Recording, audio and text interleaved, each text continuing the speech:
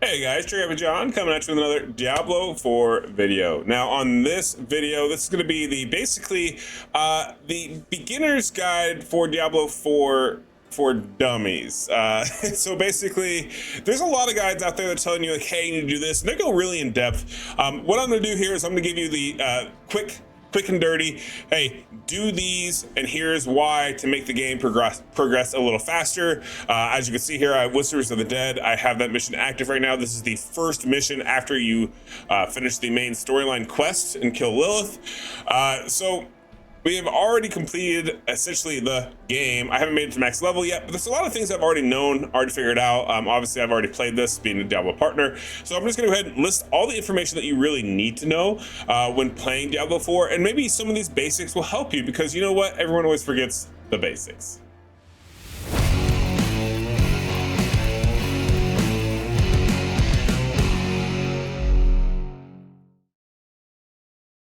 Okay, so first things first, what we're going to talk about is before you do anything and you log into Diablo 4, there are a few settings you're going to want to change and kind of play with, tinker with just a little bit to make the game run a little bit better for you, to play better. Here's a list of a couple of quick settings that I personally run on my game just to make my life a little easier. So what I do is I go over to options. Now, I have a 4070 Ti, so I'm running basically everything at max setup, basically. However, something that you guys may want to do is come out down here, change the quality preset, start medium to high, go there. But also one of the big things is make sure you cap your FPS. Now me, I don't know why I capped it there. I think I was testing it earlier in the day. I'm going to cap mine at about 90 background and about 150 for the foreground. I don't really need anything more than that. I mean, I guess I could go a lot higher because I have a powerful enough GPU, but when I'm recording, streaming, so on and so forth, it's not as easy, so to speak, to do it that way. So might as well just keep it at an even bar where the game's gonna feel great. So that's setting one. The next thing that you're going to want to do is you're going to go over to Sounds tab and click on this play in background. So this is under the game sound output. As soon as you open it up, it's going to be here. You enable sound, you come down here, play in background. The reason why I say to do that setting is because how annoying is it when you want to tab out and look at a website like aftershockunited.gg/Diablo. That's where all our Diablo 4 content for Aftershock United team. That's Veiled Shop, Darth Microtransaction, Chosen, myself, JKG Brandon, a bunch of other content creators that are doing a lot of Diablo 4 stuff. Anyways, but when you use those types of resources and you tap out of the game goes dead silent. Now, as long as you click play in the background, then you still hear the game in game, so you can go check things out. So even if you're looking at, say, another monitor like I am right now, what that allows you to do is still hear in case you're open in the open world and can get attacked, just like I am right now when recording this video. Now, moving on.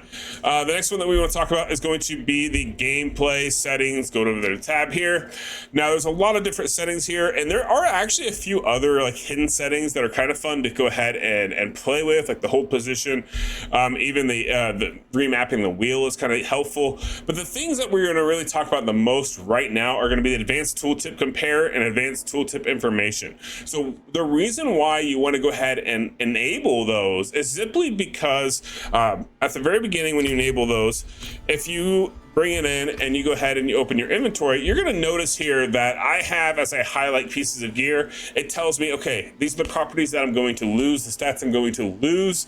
It also gives me the min and max ranking as far as like, hey, is this a maximum roll on poison resistance, for example, in lightning, or is this a minimum roll, right? It shows me that window. It's super helpful and very impactful when trying to make a couple of quick decisions on the run. A lot of us, when we're playing Diablo 4, we'll be running around and literally while we're running, go ahead and do a quick gear swap and whatnot. So this allows you to take a quick look, make the change, and know exactly what you're losing and what you're not losing. Like that's literally a massive game changer in my personal opinion. Those are going to be the three main things starting out right before you do anything in Diablo 4. So the next thing that you want to kind of pay attention to is right now I am level 43, so I'm actually 7 levels away from basically the initial max cap before we get into Paragon. And the reason why I say it like that is because once I hit level 50, that'll be all my skill points, right? That's gonna be all of these trees right here. All the abilities will be fully unlocked. You only get those 50 points plus the bonus ones for getting the altars, so on and so forth. And that really makes or breaks your game. Now, one thing that I'm going to advise you on is you're going to go ahead and actually, if we go ahead and we teleport out here, when you start the game, you're going to start in World Tier 1. A lot of people understand and realize that there is World Tier 1, there's World Tier 2, and World Tier 3 and 4. You cannot get to 3 and 4 until you beat all the storyline. At that point, then you can transfer over into and get into the Tier 3 to get in the Nightmare. And do Nightmare dungeons, basically. Actually, I think you have to do the Capstone dungeon, if I'm corrected. But anyways, you can still do Nightmare and get gear that you're going to actually utilize. Now, one of the things to note here, and actually, helps when you go to the right town, duh. I want to go to Kievsted. That's where you're going to start out anyways. There we go. Let's go ahead and hop right here. We definitely want to make sure that we prioritize what world tier we are in when starting the game. It's not like it's the end of the world if you don't. Like, you can do it at world tier 2, 3, so on and so forth. However, let's show you the difference. So if you go over here to the world tier statue, so I've pulled up the map here, it's going to be this little section right over here, right from Kievstad. You're going to see this almost immediately. When you click on this, you're going to see, okay, Adventurer, Veteran, Nightmare, Torment. And as you can see, yep, Nightmare, I have to do the, I gotta do the Capstone dungeon and then unlock Nightmare, which is kind of what I thought. Right now, I have the option to go and do the Capstone dungeon because I did complete the storyline now. So it's just one of those situations where you have to do that first anyways. But you'll notice here, don't get hoodwinked for this. Veteran is the world tier 2. That's not really what you want to do, basically, because even though it gives monsters give 20% increased experience, monsters drop 15% more gold. A lot of you are going to say, oh, that's great. That's amazing. That's what I want. I want the more XP. I want the more experience. I'm a skilled enough player that it's not going to be as hard, so on and so forth. I'm not going to argue that aspect at all, but however, I'm going to go ahead and point something else out to you. So when you start on level 1, enemies are easy to defeat. The difference between 1 and 2 is actually pretty astronomical as far as how much damage you do, how much damage you take, how much, how hard the game is. On top of that, increased experience when you're starting out is actually bad. So you don't want to worry about experience or gold really right from the beginning. Gold is actually, I shouldn't say you shouldn't worry about gold. You should definitely be selling a lot of your gear versus salvaging it.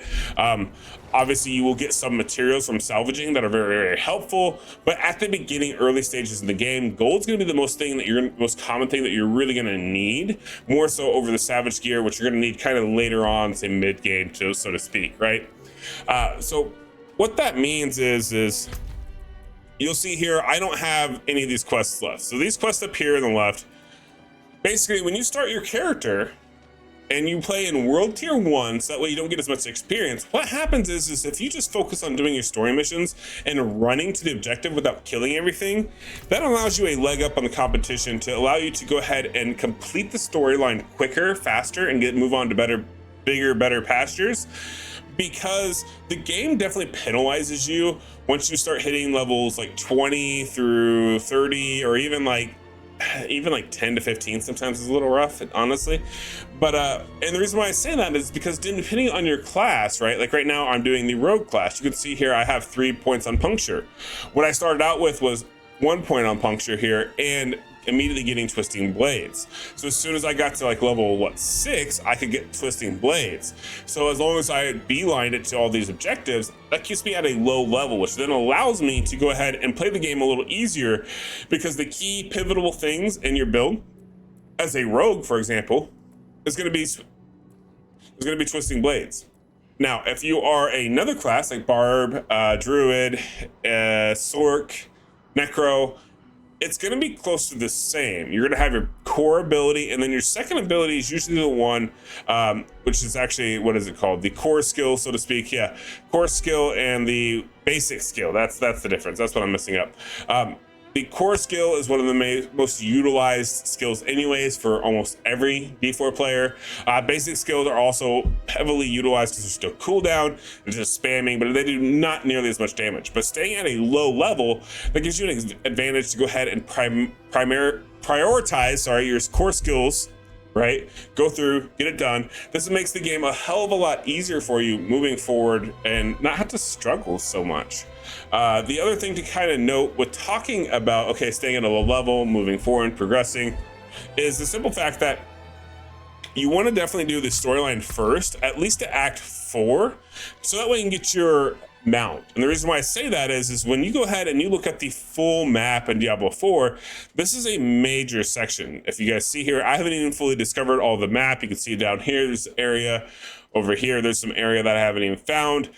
There's a large portion of this map. And the other thing that kind of point out is as you stay a low level, once you get to Act 4, you actually get your horse, your mount. So make sure you keep doing the storyline all the way to Act 4 to get your mount, because it is super impactful. It's probably the best thing to get in the game when starting out. But when you go around and you do all these altars, what that does for you is it gives you skill points. So Fractured Peaks, right? So because I have all the altars done, I got 1 skill point, because I think it's as long as you do, like, you find the area waypoints and you do this will unlock all the way up to all claimed, as you can see here. That's basically all I've done as well. And I've got a lot unlocked to here. So it's 1 skill point, or 2 skill points, sorry. On top of that, I think you get 1 or 2 more skill points for certain of the little statues in the area, right? So as you keep moving forward, you want to go ahead and keep progressing, finding all the altars, so that way as you progress, what that does is that gives you permanent skill points. Those permanent skill points go on top of what you currently have. And because they go on top of what you currently have, and you only get a minimum of 50, so to speak, this allows you to do a lot more, which then allows you to boost your build faster. So at a lower level, a lot of people won't be maxing out twisting blades, right? You'll be going down the other side avenues. You'll be coming over here.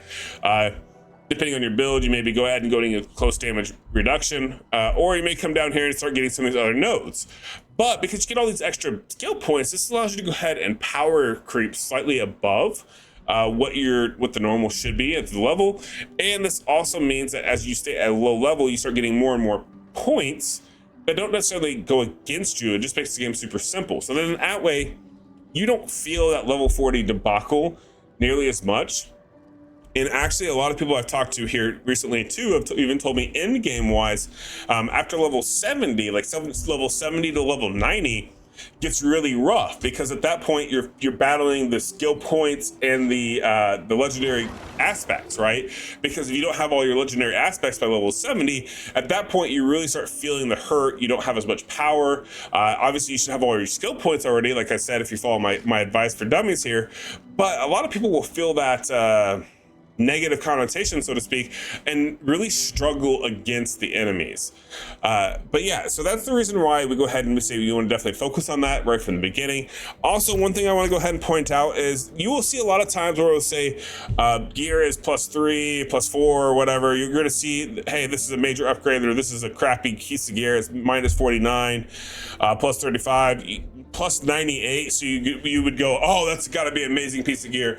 Don't get hoodwinked by that, because notice a few of these here, like this one right here, for example. This isn't necessarily the best helm at all, but I have +2 ranks to Shadow Imbuement. If I was using Shadow Imbuement in this build, and even though this piece of gear is +98 armor, it's almost max roll cold resist, cold imbuement is +1, but if I was using a Shadow Imbuement right here, I would not want to trade almost anything for this Shadow Imbuement, okay? Because it's a massive boost in my current setup and alignment, right? So if we pretend in my build that is a poison concoction build, or poison, then right here you would see that my poison would be even higher than rank 5 out of 5. And I would be all about that, right?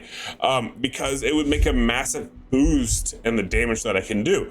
So don't get hoodwinked by the simple fact that, yes, when you go ahead and you're playing right now, and you see, oh, this is a higher number, this is gonna be better. It may not be the actual best item for you, and that's where turning on those settings at the beginning of the video that I told you are going to make a big difference in progressing and maintaining some of that progress, and actually making quick decisions on the run that a lot of you will.